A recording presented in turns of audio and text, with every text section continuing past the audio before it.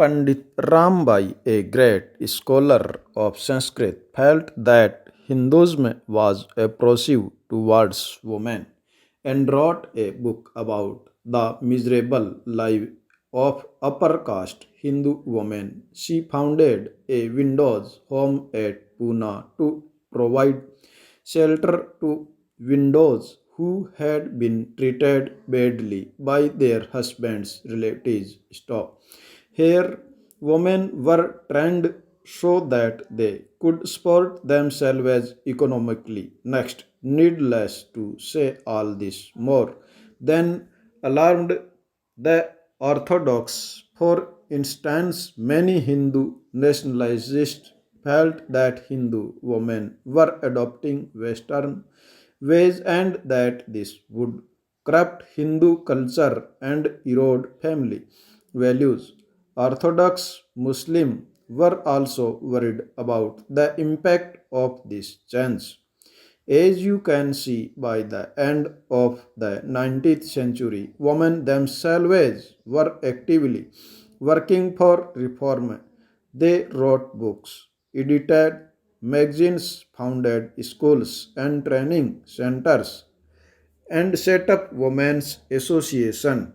From the early 20th century, they formed political pressure groups to push through laws for female suffrage, the right to vote, the better health care and education for women. Some of them joined various kinds of nationalist and socialist movements from the 1920s.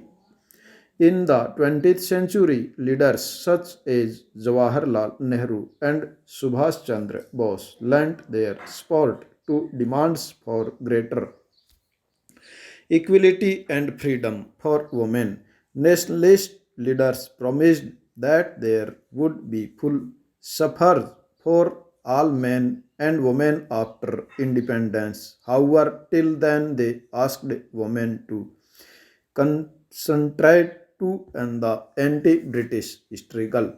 By the 1880, Indian women began to enter universities, some of them trained to be doctors, some become teachers. Many women began to write and publish their critical views on the place of women in society.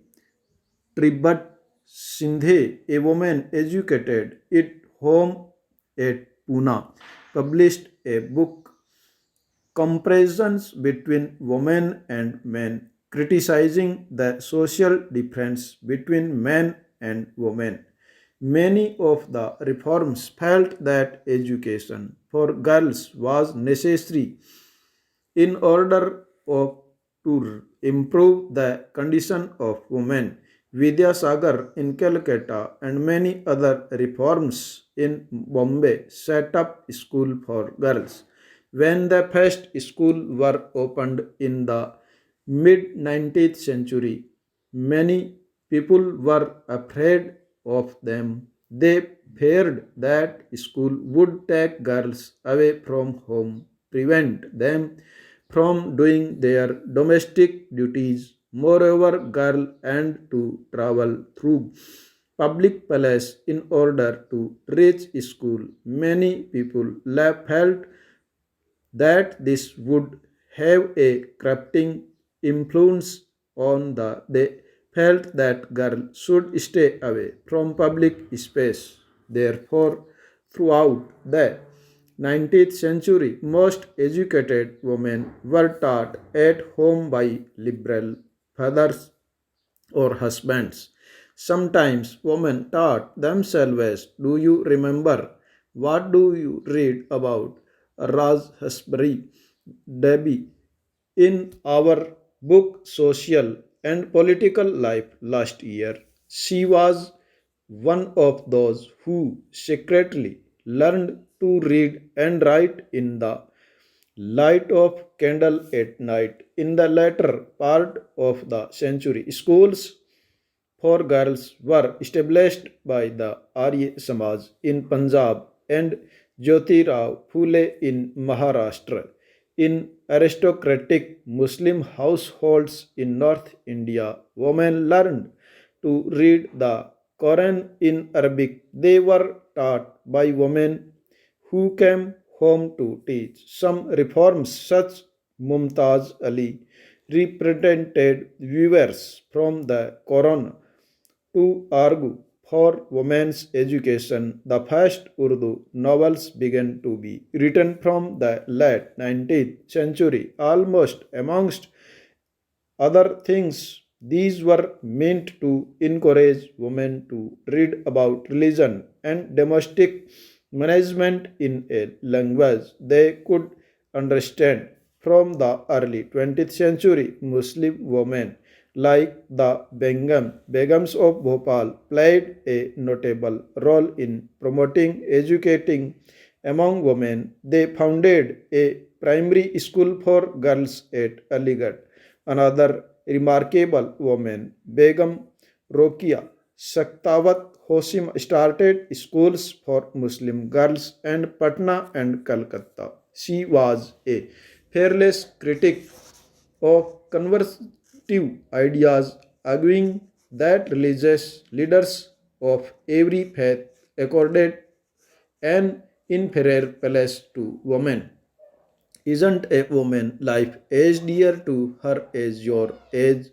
Is it is you? It is a of. Women are meant to be made of something different from men altogether, made from dust, from earth or log or rusted iron, whereas you and your lives are made from the pursuit. God, you are asking me want. I mean once a woman's husband has died, what's in store for her? The barber comes to shave all the curls and hair of her head just to cool your eyes.